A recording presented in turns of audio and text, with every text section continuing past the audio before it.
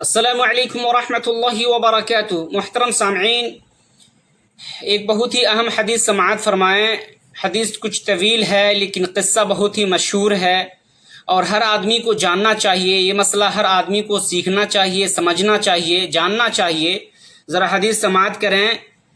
عن ابی طلحة رضی اللہ تعالی عنہ ان النبی صلی اللہ علیہ وسلم أمر يوم بدر ب24 رجلا من صناديد قريش فقذفوا في طوي من أطواء بدر خبيث مخبث وكان إذا ظهر على قوم أقام بالعرصة 3 ليال فلما كان ببدر يوم الثالث أمر براحلته فشد عليها رحلها ثم مشى واتبعوا أصحابه وقالوا ما نرى ينطلق إلا لبعد حاجته حتى قام على شفة الرقي فجعل يناديهم بأسمائهم وأسماء آبائهم يا فلان ابن فلان يا فلان ابن فلان أيسركم أنكم أطعتم الله ورسوله فإنا قد وجدنا ما وعدنا ربنا حقا فهل وجدتم ما وعد ربكم حقا قال عمر رضي الله تعالى عنه يا رسول الله ما تكلم من أجساد لا أرواح لها فقال رسول الله صلى الله عليه وسلم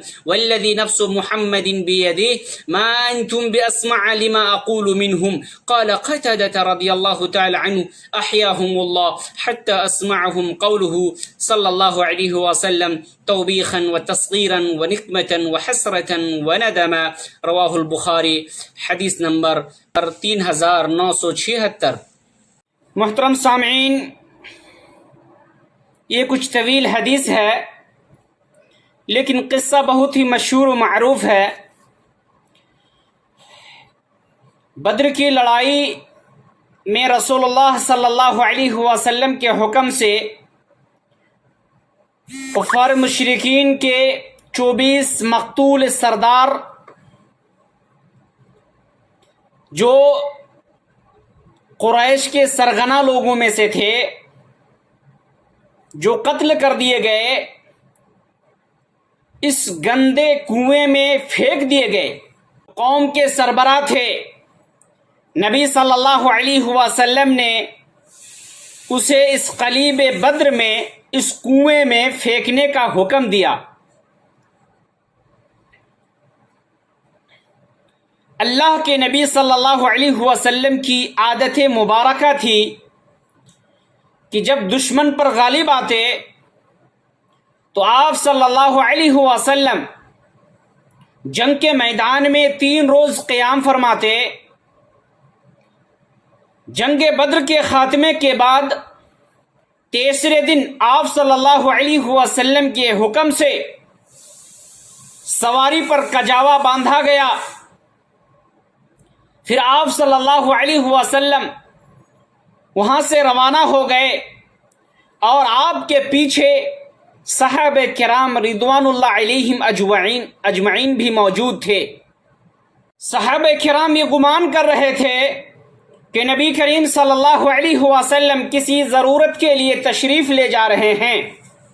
آخر آپ صلی اللہ علیہ وسلم اس کنویں کے کنارے آ کر کھڑے ہو گئے۔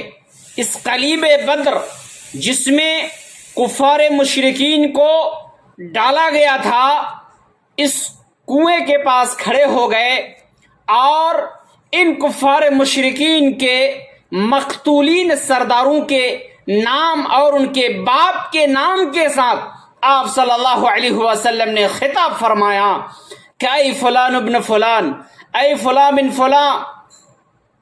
اب اس کے اور اس کے باپ کے نام سے خطاب فرمایا اور آپ صلی اللہ علیہ وسلم نے کہا کہ ایسرکم انکم اطعتم اللہ ورسولہ، کیا تمہارے لیے یہ بہتر نہیں تھی کہ تم نے دنیا میں اللہ اور اس کے رسول کی اطاعت کی ہوتی، لیکن تم نے ایسا نہیں کیا ہے۔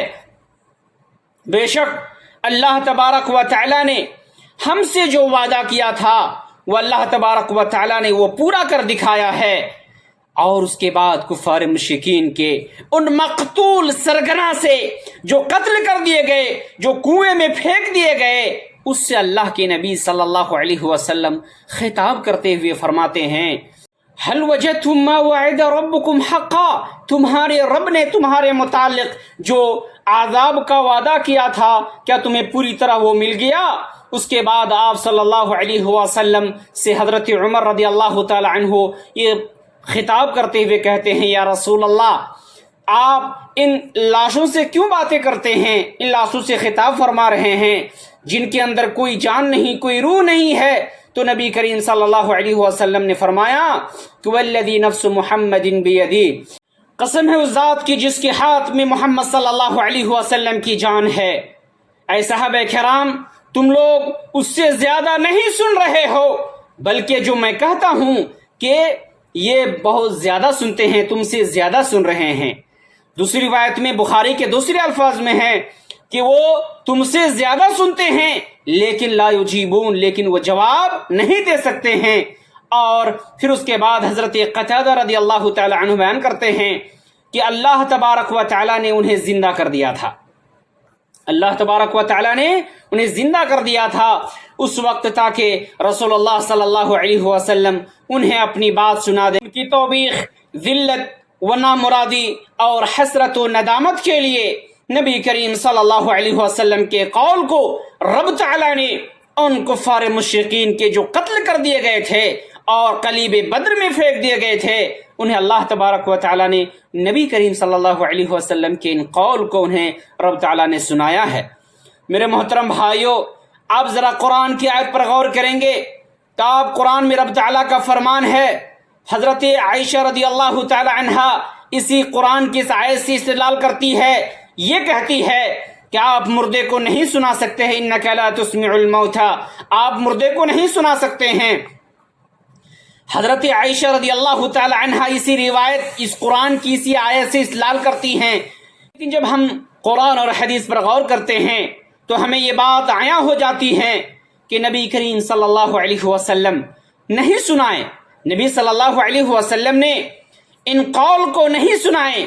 हजरत कतादा रज़ी अल्लाह तआला अन्हु की इस रिवायत पर जरा गौर करेंगे तो मालूम होगा कि अल्लाह तबारक व तआला ने अहयाहुमुल्लाह, अल्लाह ने उसे जिंदा किया, हत्ता अस्मा कौल नबी सल्लल्लाहु अलैहि वसल्लम, यहाँ तक के नबी सल्लल्लाहु अलैहि वसल्लम के कौल को वो लोग सुन ले। यानी अल्लाह के नबी के कौल को सुनाने के लिए रब तआला ने उसे जिंदा किया और उसके बाद ये कुफार मुशरिकीन जो कत्ल कर दिए गए थे, ये अल्लाह के नबी सल्लल्लाहु अलैहि वसल्लम के इस कौल को सुने।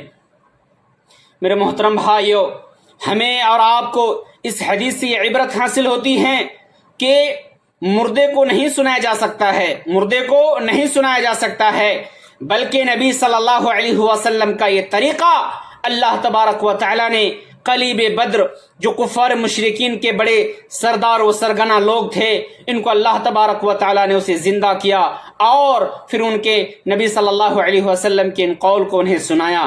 फिर अल्लाह तबारक व तआला से दुआ है, इलाहुल आलमीन, जब ख़ात्मा हो तो ईमान बिल खैर हो, ताकि इन कुफ़ार मुशरिकीन की तरह किसी भी मुसलमानों को ये नदामत और शर्मिंदगी का बाइस ना बन सके। इलाहुल आलमीन हम सारे मुसलमानों को जन्नतुल फिरदौस में जगह अता फरमा। वस्सलामु अलैकुम व रहमतुल्लाहि व बरकातुहू।